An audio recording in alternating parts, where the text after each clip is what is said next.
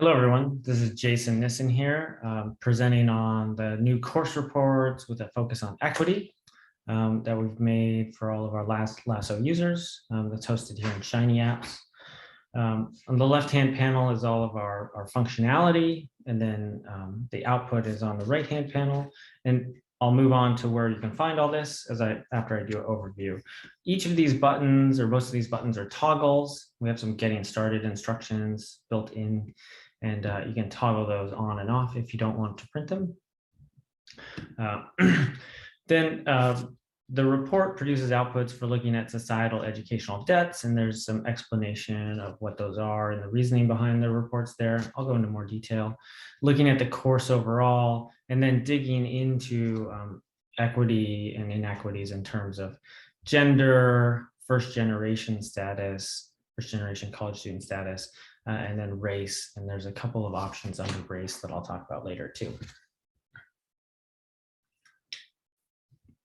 The report can be found on the LA Resources website, and shortly there should be a link on the LASSO page itself. So on here, it just has a link to the app, has my email address if you have any feedback or questions you want to send me. And then there are also example data sets. So if you're not a LASSO user, or if you haven't finished getting LASSO data, you can go open these data sets right here, download them, put them on your computer, and then load them up into the equity report and just mess around with it to see what it does. All right, so the first thing to do is to upload our data. So I'm just going to take one of these practice courses and that upload. And then as that's uploading, it's also going to be calculating some figures immediately. Most of the stuff's hidden, but this first figure, and it takes about 30 seconds. Application has generated our societal educational debts figure. I'm going to walk through this, right? So there's 6 different plots it's showing us across the columns. It looks at societal educational debts due to sexism, racism, and classism. And the first row is looking at the actual educational debt before and after instruction. So we can look at the change. And then the second row is looking at learning for our 2 groups of students that we're comparing. And all of these have been made to compare 2 groups of students just for simplicity, and then we can dig into the data later as an option. And the reason for these 2 rows is to look at consistency, right? So here we can see a very consistent picture in this data. That's why I chose to use it as an example, is we see that the societal educational debts decrease for sexism, for racism, and for classism, for all 3 of them. And if we look at the second row, we can also see that the marginalized or minoritized group has greater learning.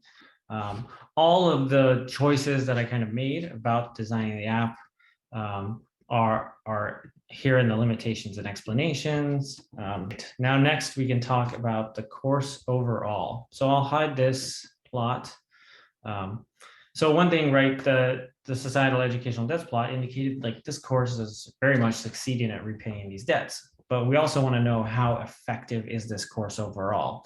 So there's a couple options down here under the course. We can plot the course data. So that shows us the individual student scores, the distribution of pre-test scores, the distribution of post-test scores, a fit line for what this looks like. And we can dig into that with a table of the course descriptives, how many students are in the course, how many actually did the pre-test and the post-test, and then the means on the pre and the post. We can calculate an effect size. So we can make this plot. And here it's important that we choose the right instrument. So this practice data set, this is all from the FMCE, which you can see up here in this name, was measured with FMCE. But we have a host of instruments that are available. You can see that this course had that effect size of 0.58, which is quite a bit below average for instruments using this. And here we can look, this is a plot of different courses. All the different courses are plotted here. And we can see that this course has a below average pre-test and a below average post-test score. But also that like the fit line is much higher than the point. So this course is doing pretty far below average from two perspectives, from the effect size in the course and then just where it falls on the pre-post scatter plot.